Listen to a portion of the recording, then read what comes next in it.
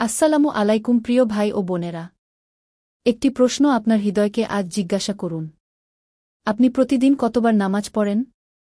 আর যদি না পড়েন তবে কেন? এই দুনিয়ার সব ব্যস্ততার মাঝে আপনি কি ভুলে গেছেন আপনার সবচেয়ে বড় দায়িত্বটা? আপনার রব আপনাকে 5বার ডাকেন। আর আপনি কতবার সাড়া দেন? আজ আমরা এমন এক আমল নিয়ে কথা বলবো, যা আপনার কবরকে নূর দিবে, যা আপনার দুনিয়াকে বরকত দিবে, যা আপনার জান্নাতের চাবি হয়ে উঠবে। হ্যাঁ, আমরা কথা বলবো নামাজ নিয়ে। আল্লাহ কুরআনে বলেন, নিশ্চয়ই নামাজ ঈমানদারদের উপর নির্ধারিত সময় অনুযায়ী ফরজ করা হয়েছে। সূরা আন-নিসা, আয়াত 103। দেখুন, নামাজ আমাদের জন্য নির্দিষ্ট সময়ে ফরজ করা হয়েছে। এটি কোনো ঐচ্ছিক বিষয় নয়। সময় হলে উঠে দাঁড়াতে হবে, আমাদের প্রভুর সামনে দাঁড়াতে হবে। আল্লাহ বলেন, আমার স্মরণের জন্য নামাজ কায়েম করো। সূরা তোহা, আয়াত 14। নামাজ মানে শুধু কিছু আয়াত পড়া নয়। নামাজ হল আল্লাহর সাথে কথা বলা, তার সামনে দাঁড়িয়ে নিজের কৃত অপরাধের জন্য কান্না করা। আল্লাহ আরও বলেন, অতএব দুর্ভোগ সেসব নামাজীদের জন্য যারা তাদের নামাজে গাফিল। সূরা আল-মাউন, আয়াত 4-5। নামাজ তো পড়ছেন কিন্তু মন নেই, নিয়ত নেই, ধ্যান নেই। তাহলে সাবধান হন। এবার আমরা নামাজ নিয়ে রাসূল সাল্লাল্লাহু আলাইহি ওয়াসাল্লাম এর কিছু হাদিস জানব। 1. নামাজ হল ইসলামের খুঁটি। যে এটি প্রতিষ্ঠা করল সে ইসলামকে ধরে রাখল, আর যে এটি নষ্ট করল সে ইসলামকে ধ্বংস করল। তিরমিজি। 2. কিয়ামতের দিন সর্বপ্রথম যে আমলের হিসাব নেয়া হবে তা হল সালাত।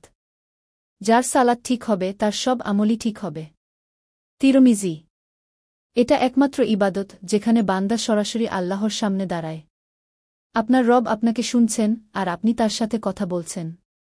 এবার জানব নামাজ না পড়লে কি শাস্তি। কুরআনে আল্লাহ বলেন, তোমরা কি কারণে জাহান্নামে গেলে? তারা বলবে, আমরা নামাজ পড়তাম না। সূরা আল-মুদ্দাসসির, আয়াত 42-43। যারা নামাজ ছেড়ে দিয়েছে তাদের প্রথম প্রশ্ন হবে, তুমি নামাজ পড়তে? উত্তর দিতে না পারলে কবর জান্নাতের বাগান হবে না, বরং জাহান্নামের গর্ত হবে। আমাদের প্রিয় রসূল সাল্লাল্লাহু আলাইহি ওয়াসাল্লাম বলেছেন, আমাদের অর্থাৎ মুসলিমদের ও তাদের অর্থাৎ অবিশ্বাসীদের মধ্যে যে পার্থক্য রয়েছে তা হল নামাজ। সুতরাং যে ব্যক্তি নামাজ ত্যাগ করে সে কুফর করেছে। সহিহ মুসলিম। এবার আমরা জানব নামাজের উপকারিতা এবং ফজিলত সম্পর্কে। 1. নামাজ গুনাহ মুছে দেয়। নদীতে প্রতিদিন 5বার গোসল করলে যেমন কোনো ময়লা থাকে না, ঠিক তেমনি 5 ওয়াক্ত নামাজ আমাদের গুনাহ দূর করে দেয়। সহিহ বুখারী। 2. নামাজ শান্তি দেয়।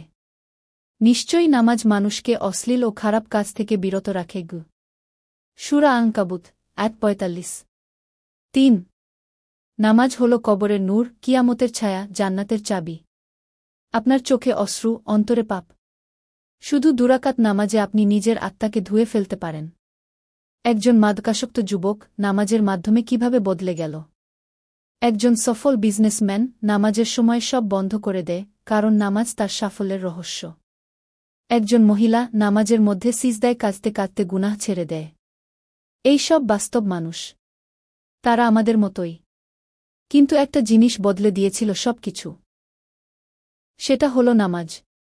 ভাই বোন, আজ থেকেই ফিরে আসুন। রাতের নিঃশব্দ সিজদা আপনার জীবনের সব পাপকে ধুয়ে ফেলবে। আসসালাতু মিফতাহুল জান্নাহ, নামাজ জান্নাতের চাবি। যত দেরি করেছেন ততই সুযোগ নষ্ট করেছেন। কিন্তু তাওবা কখনো দেরি করে না। যদি আপনি এখনই ফিরে আসেন, এখনই দাঁড়িয়ে যান, অজু করুন, নামাজে দাঁড়ান। আপনার রব অপেক্ষা করছেন আপনাকে ক্ষমা করার জন্য। আজকের ভিডিও দেখার পর আপনি কি করবেন? নামাজে ফিরবেন না আরও পিছিয়ে যাবেন? আল্লাহ বলেন, তুমি আমার দিকে 1 কদম এগিয়ে আসো, আমি তোমার দিকে দৌড়ে আসব। হাদিসে কুদসি। প্রিয় দর্শক, এই ভিডিওটা দেখে যদি আপনি শুধু একটা ওয়াক্ত নামাজ শুরু করেন, তাও যথেষ্ট, কারণ শুরুটাই সবচেয়ে গুরুত্বপূর্ণ। আজই সিজদায় পড়ে যান। আজই আল্লাহর কাছে ক্ষমা চান। আপনার পরিবর্তনই হয়তো কারও অনুপ্রেরণা হবে।